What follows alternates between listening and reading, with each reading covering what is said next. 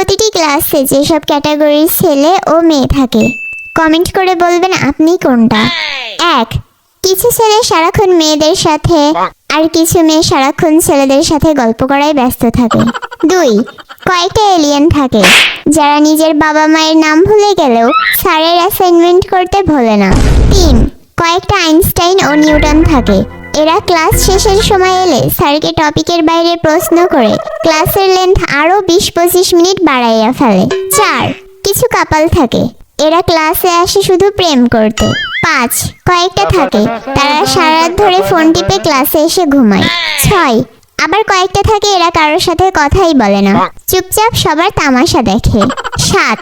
কয়েকটা থাকে বাচাল, ক্লাসে সবার কানের 12টা বাজানোই যেন ওদের মূল উদ্দেশ্য। 8. আবার আরো কয়েকটা থাকে দেবদাস, দেখে মনে হবে মাত্রই ওদের ব্রেকআপ হলো।